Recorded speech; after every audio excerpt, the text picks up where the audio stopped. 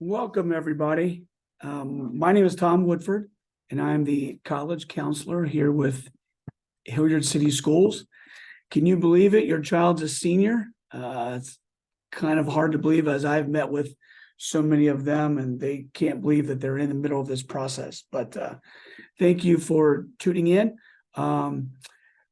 We hope to get through this, and so everyone, students and parents, have a better understanding of this process, especially of what's going to happen early on through the college application process. We're going to go through roles, parents' roles, students' roles, high school counselor roles as well, and making sure everybody is on the same page when it comes to college applications, looking for scholarships and things like that. And so I am always free to help. I am always willing to meet with students and parents. So let's go ahead and get started. Your kids are in good hands. Your families are in good hands. I know the help and support that come from the guidance office in all three high schools is outstanding. All of them are aware of how all of this works, and they will work with kids. They will begin to send out transcripts and do their part right after all of the schedule changes are finished. And so within about the second week of September, we will start to send out transcripts, and I am always available to meet with you as well. So let's jump right in. I have a lot of questions every year about Ohio State, and I just received this year's freshman class from Ohio State's data based on last year's senior and high school data. And just to help you understand, since we all have been raised in the shadows of OSU's campus, let's just look at what happened last year. And so last year, Ohio State received 76,710 applications. That was an increase of 7.6%. Since 2019, where they received 52,000 applications, the number of students all over the country, all over the world, more and more folks are looking to come to Central Ohio. They will have an enrollment class. They won't finalize that for a few more weeks, but it'll be between 7,900 and 8,100 freshmen. Of the students who submitted ACT scores, the average ACT score is a 29.9, with the average SAT score being a 1395. Of the students that were admitted, 67% of them were from the state of Ohio. They admitted students from all 88 counties, Franklin County being in the top 5 of those. They also admitted students from all 50 states. And of the students that they had let in, 19% of them come from outside of the country. So let's talk about standardized tests. We will go over more data when it comes to standardized testing and OSU. But there is an ACT on September 9th. The registration deadline is August 18th. That September test is the last test that's guaranteed to meet all of the early application deadlines. There are some schools out there that have an October 15th deadline, like South Carolina, Georgia Tech, and many others. And so the last test is this September, September 9th. If your child wants to take the SAT again, the August 26th test with a registration deadline of August 15th, that's the last test that's guaranteed to meet all of the early deadlines. The October 7th SAT, there's a really good chance that it would still, those scores will be sent to the universities by the November 1st deadline, only if students put in those schools for the scores to go straight there. If the students wait to see the scores first and then have them sent later, they probably will not make it, but they will have the best chance of getting there if they go straight there. So again, September 9th, ACT, August 26th. Those are the last two testing dates that are guaranteed to meet all of the early deadlines. So this is very important. If your child says that they're going to apply with test scores, so inside of the Common App, there's a place inside of each university's own questions where students will have to ask, are you applying with test scores or without test scores? If they're applying with test scores must be sent from the testing agency to those colleges, from the ACT as well as the SAT. Tom Woodford, the other guidance counselors, Hilliard City Schools, we do not have any capability to send test scores. I bring this up because every year, within a week or so, week and a half after the November 1st deadline, I have between 3 and 5 parents call me very upset because their child's application to Ohio State is still incomplete. But they had submitted, they've got the transcripts, letters of recommendation are there, but they don't have the test scores. And so the parents are wondering why that I didn't send test scores. Again, we do not have the capability to do that. Test scores must be sent from a student's ACT or College Board account to those colleges. So please make sure if your child's going to apply with test scores that those scores are sent. I would go ahead and do them now. So let's talk about test optional. What does that mean? Test optional means that students do not have to send their test scores if they feel like those test scores do not reflect the kind of student that they are. Okay? So again, inside of the Common App, students will tell colleges if they plan to apply with scores or without scores. So if they say, so if a student sends the test scores and those colleges have them, but they don't want to use them and they identify on the application that they're going to apply without test scores, they will not be used, even if they have them. So, and then if a student is going to take scores later on in September or August, and they're filling out the application now, they will be able to say that they have one more test scheduled to take, and those scores will be coming. So there's a place to let them know that more scores are on their way. So let's talk about Ohio State and testing data from last year. Last year, 76,000 students applied. 49% of the students that were admitted applied test optional. 59% of the students who applied to Ohio State applied test optional. So if the kids that got into Ohio State, 49% of them did not have test scores. But of the kids who applied to Ohio State, 59% of them did not. So of the kids who got admitted to OSU, 51% of them had test scores. But if you look at the overall application pool, a little over 40% of the students that applied had test scores.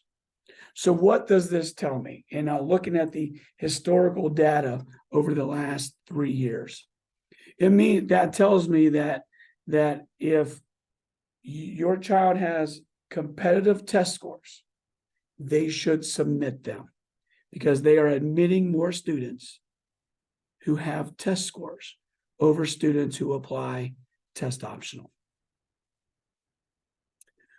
College visits. It is not too late to do that. I know I've spoken to a lot of students and parents who are doing that. I know some folks can't be here tonight because they're actually on those said visits. And so it is important that you and your student get those scheduled. You go and visit campus, speak to someone there, maybe speak to someone inside of the major. Okay. And that's where you can collect a lot of information and find out if this school is a good fit or not. So let's talk about terms, important terms. Early action. So Ohio State offers early action and regular action. Early action is non-binding. Students can apply to as many schools as they want. Early action. There's an earlier deadline, many times it's tied to their scholarship deadline as well. And then students find out fairly early in December or the middle of January. Restricted early action, there's only about 20 schools across the country that offer this. This is you telling that school that of those 20 schools, you are my first choice. It is non-binding as well. So a lot of students and parents get early decision and early action confused. Early decision is binding. This is where you can only apply to one school early decision, and you're telling that school that you are my number one choice. And the rule is if you get admitted to a school ED, and then that's where you're going. Now, when financial aid and all of that data comes out, many schools will allow students out of that ED decision if the financial aid numbers just don't work. Ohio State does not offer early decision. Only about 18% of the different colleges all over the country offer that as a application option. Regular decision for Ohio State, it's February 1st. A lot of schools, a lot of the Ivy League schools, it's January 1st. That is their last deadline. Okay. And then as schools are taking ACT and SAT scores, you might want to ask them if they super score. And if they do, that's when, if a student takes the ACT 3 times and scores a 26 every time, a school like Ohio State who does not super score will say that your child has a 26. If your child goes to Miami, they might say your child has a 28, because they'll take the highest reading score from one test, highest English score from a different test, highest math, and highest science. And that's how they will create a new composite. Okay. There is a college fair that is coming up, the Suburban College Fair on October 8th over at Otterbein. Myself and Mr. Magid are the two chairs of this college fair. We will have between 150 and 200 colleges there that day. It will be from 1 to 3:30. I will be sending out more information about that later on in September. Okay, so the application process. Most students are going to be using the Common App. Over 1,000 colleges across the country use that one application. When students are using that application, they must link Common App to School Links. These two systems must be talking to each other. School Links is how we as school counselors send transcripts. This is how also high school teachers send letters of recommendation. Students will request letters of recommendation from teachers inside School Links. And again, ACT and SAT scores must be sent directly from the testing agency to those colleges. So there are 4 different types of applications. One is the Common Application. Over 1,000 schools use that. One is the Coalition app. Around 250 colleges use that application. All of the schools that use the Coalition app also use the Common App. I would encourage students to use Common App. There were some issues with the Coalition app last year. Other colleges will have their own application, a school-specific one. Many colleges, like Ohio University, Capital, Wittenberg, they have their own application, and they have the common application. And so colleges only want one application per student. All of the free application events that we will be hosting here in Hilliard with Ohio University, Bowling Green, then we have 11 schools coming to the hub from 5 to 7 on September 14th, like the University of Dayton, Findlay, Capital, Wittenberg, Ohio Dominican, Gannon, Eastern Michigan. We have a couple HBCUs as well, Wilberforce, and Central State will be there. I think I'm leaving one out, but so all of those schools will be using their own applications, and we will also send transcripts that night. So again, over 55 schools in Ohio use the Common Application. You go to commonapp.org. Over 1,000 schools use that as well, and students need to match Common App to school links. This, when students get to the Common App, this is the home page. So what should students be doing? Students they need to understand that this is their process. They should be filling out all of the applications.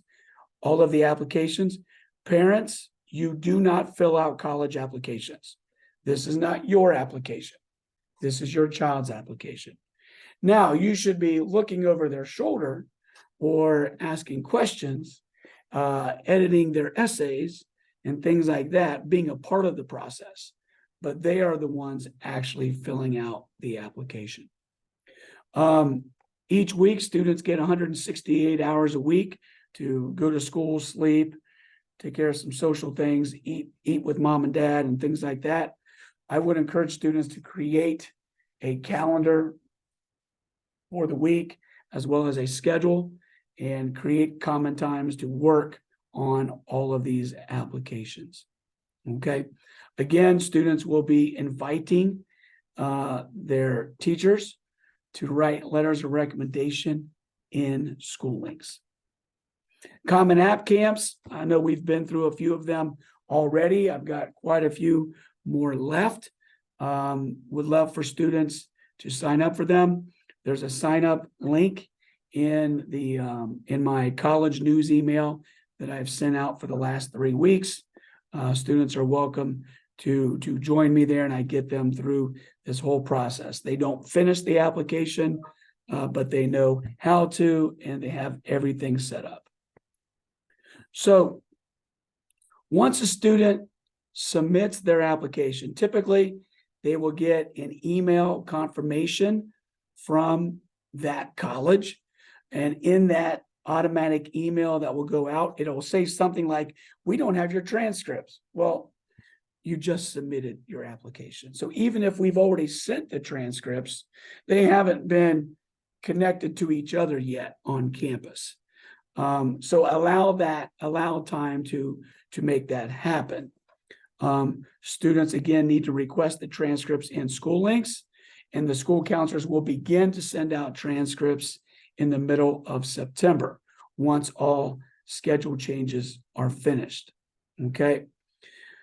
As you're working through, as students are going to apply, and after they have applied, they will create an account for each of those colleges, and they will be able to go look into their account and see, yes, the application's been downloaded. They have my test scores. They have my transcript. You will be able to see what the university has, what they don't have, okay? But it does take them time to process all of that. Everything must be in by the deadline, okay? Admissions decisions. All of your kids are going to hear admitted when that happens. That is great. They're going to hear this from multiple colleges. That means your child has options. They do not have to make a decision until May 1st. And they make a decision by sending in a deposit check for housing, or if they're living at home, just a deposit check for tuition. If your child gets deferred, that means maybe. That means they are going to take a look at the rest of the incoming applications. They're going to look at the regular application deadline students, read all of those. Then once they do all that, then they will go back and reread your child's application at that time. That's what deferred means. Typically, a place like Ohio State, they defer a number of students, and then they usually let students know, usually that last Friday in March, they let the deferred students know if they got in or not. If students hear that they are waitlisted, if they're waitlisted, then students have to tell the schools, yes, keep me on your wait list, or no, take me off of that wait list. The wait list used on the other end for those colleges is the way that they use that is they will admit students, they'll put a group of kids on the wait list. Then they will wait and see after May 1st, they know how many seats they have open. They will look to see how many confirmation checks that they have received. And if there's open seats, then they go to their wait list to try to fill them. The issue is your child may have had to put down a deposit to a different school, and then the school that they were waitlisted might not come back to them until the middle of June and offer them a spot off of the wait list. If that happens, the worst thing that would happen is you would lose your deposit from the first school. And then unfortunately, sometimes many students are going to hear the word denied. That is not something that's personal. Many colleges, you can appeal that, but I can be honest with you, very rarely have I ever seen anybody that's been denied for that to be changed. All right, so the more selective the schools that you apply to, the better chance that this might happen, especially the ultra selectivity of those schools, the highly selective schools. All students, have that as a possibility because they're also very, very small. If I look at a place like Case Western, where they receive 30 to 40,000 applications, they can only admit about 1,700 students because they can only bring in 1,000. And so unfortunately, and still they admit students from all 50 states, and they admit students from all over the world. And that's why it is just very difficult to get into those type of schools. So I think it's also important too that everyone understands, even once a student hears from a school over the holidays or in early January that they're admitted, nothing is finalized until they receive the final transcript in June. People don't understand this because they think that, well, once I hear, or if they ask for my fall grades, the spring grades and what happens in the spring really does not matter. That is not true. Senior year does matter. And this is an example of that. A student who was admitted in December did not have a very good spring, received straight C's, and unfortunately was denied admissions over the summer. And so they had to take a look at final grades. The student had to jump through a bunch of different hoops, but unfortunately the child was denied admission in the middle of the summer. So then the student and the parents were scrambling on where to go. I remember talking to a parent that said to me once, well, if that ever happens, they better have a good attorney. They don't need one. Because if you read the fine print of all applications and all admitted letters that come home, it actually references that. So nothing is finalized until the final transcript is there. So this is something that was sent to me a while ago. but it is important to understand that colleges are responsible for all the students that they admit. And so if there's a history of negative things being posted on social media, one, that's going to impact admission. And because if something happens when kids get on campus, then there's a history of said type of things, then that school can be held liable for that. And so colleges are using social media to look into students. So parents, I'm going to reinforce what you've been telling your children for a long time.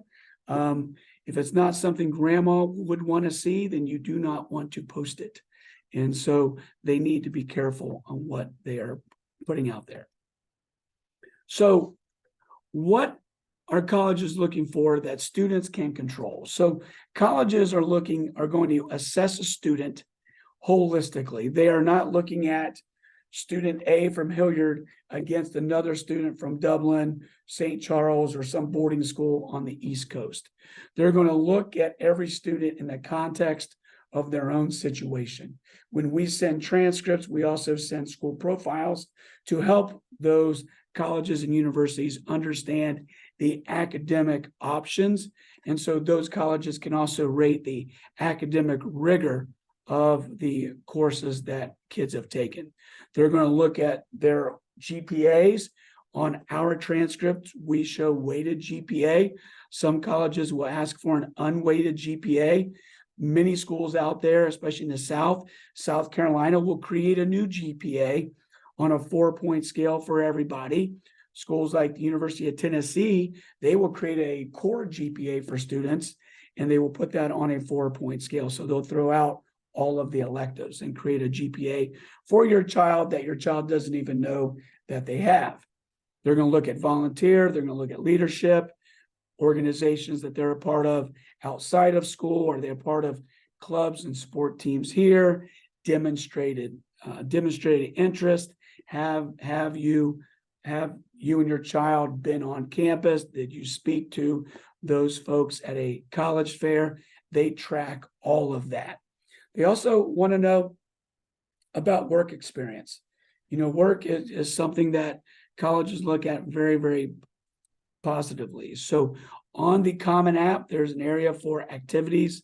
Kids get an opportunity to put in 10 different type of activities that they have been a part of. So what are some things that as students cannot control? They cannot control institutional need. Is that fair? All depends who you talk to about that. But as I reference Ohio State, and I also reference Case Western and many other schools, they're going to admit students geographically as well. They're going to admit students. The state schools in Ohio are going to admit students from all 88 counties. They're going to admit students from all 50 states. Sometimes if students have an athletic skill that can aid them in getting in, the coach can have an influence on that, or some kind of a special talent, being in a band, playing some kind of instrument, or having some other special talent that helps many times. The schools that do not say that they admit students financial aid blind, you will hear Ohio State say that, but other schools, a lot of the private schools don't. So, the ability to pay does have an impact on getting into said schools. Legacy, being a child of a parent who had gone to that school. Many colleges are taking that away now, especially since the Supreme Court decision and with affirmative action. If we're going to base things on merit, then where a parent had gone to college doesn't have any impact on that merit. So a lot of these things, is it fair? Is it not fair? Everybody's going to have their own thoughts on that, but I just wanted to point out that is part of the process for a lot of schools. So what should you expect from your school's counselor? Your school's counselor will submit letters of recommendation if your child ask them to write one. Many schools like Ohio State, they only allow one teacher recommendation. They don't want any more than that. They won't allow any more than that. Schools like Case Western, the Ivy League schools, require 2 letters of rec, and then on top of that, 1 from the high school counselor. So if your child needs a letter from the school counselor, they need to go speak to their high school counselor. Counselors will send the transcripts. They will send those letters of recommendation. They will meet with students and help them as much as possible. If the colleges your child are going to apply to need a mid-year report to look at their grades in December and January, we can also send them. And then I will be offering all kinds of informational meetings, videos like this, free application events. We will offer a financial aid meeting. I believe it's September 27th at Bradley at 6:30. That is something everyone should be a part of. So parents, as I've talked to many students, they have direct control on the type of parent that you are going to be on this.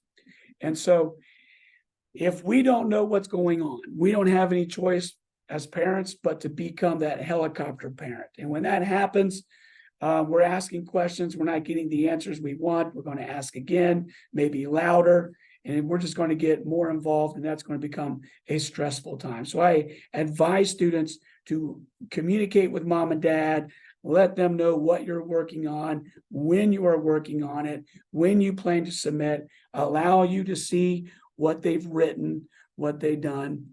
Because what you want to be is the submarine parent.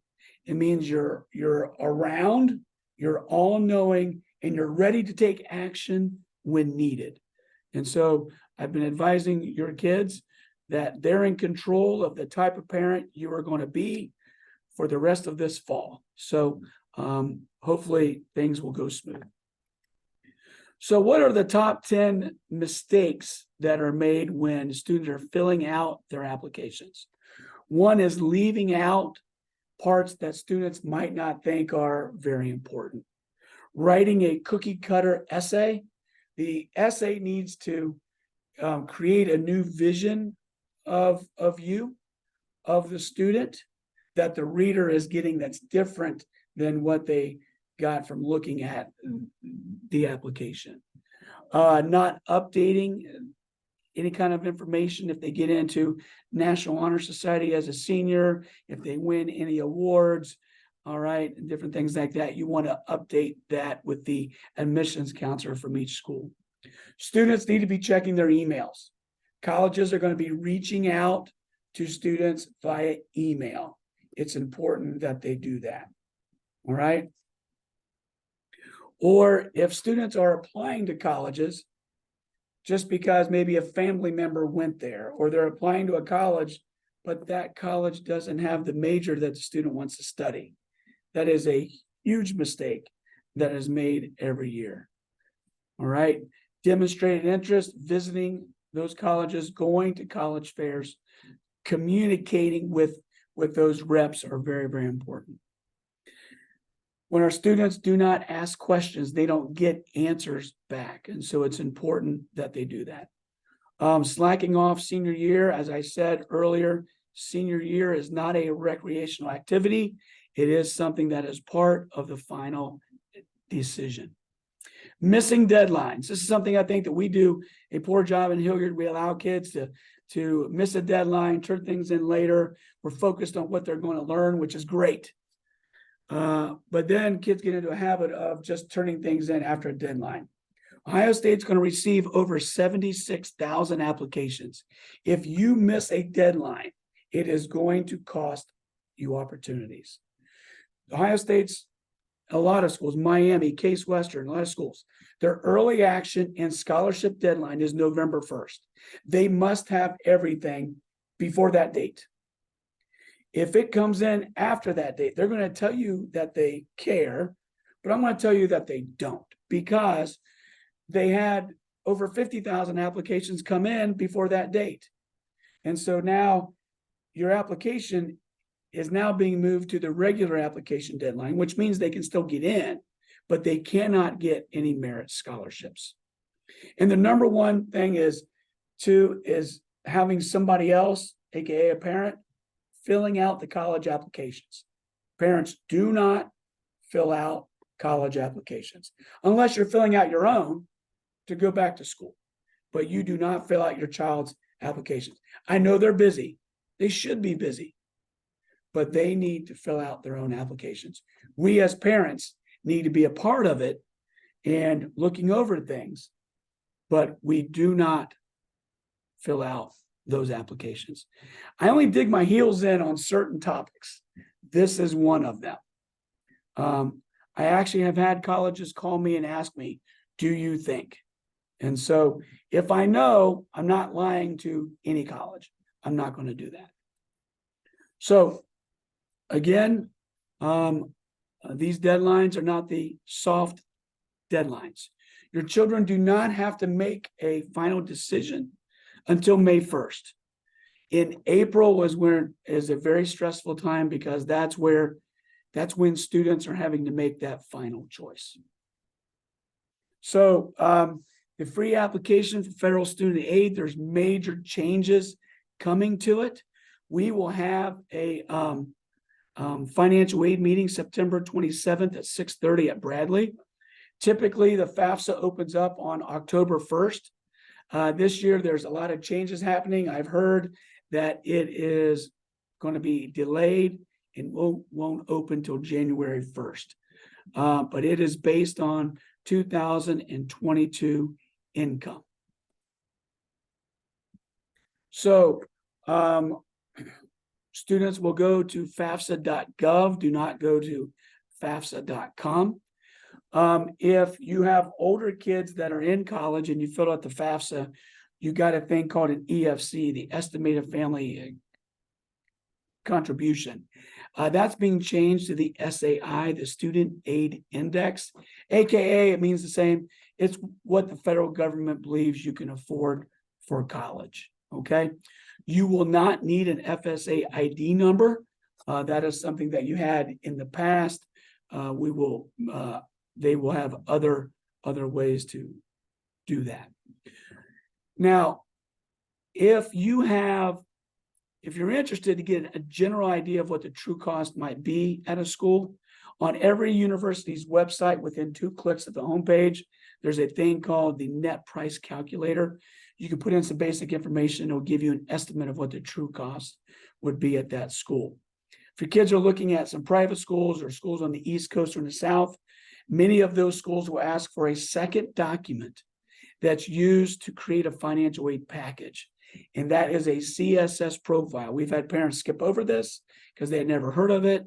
But it's important that you fill that out if it is required. What I would do, I would create your place to keep all of this organized, create a college central place at home. When my kids both went through this, we created the dining room. That was it. I knew when they were sitting in there, I would see them in there. I knew that they were working on their applications. They were working on their essays.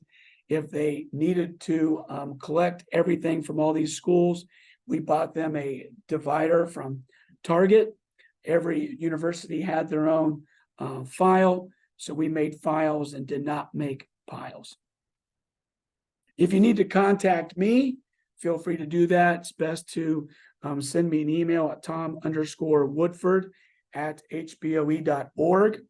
If you follow me on Twitter, I'm always sending things out about meetings, test scores, scholarships, things like that. I also have a podcast, which I will roll over the audio from this into. So if you need to, you can watch it there as well. So thank you.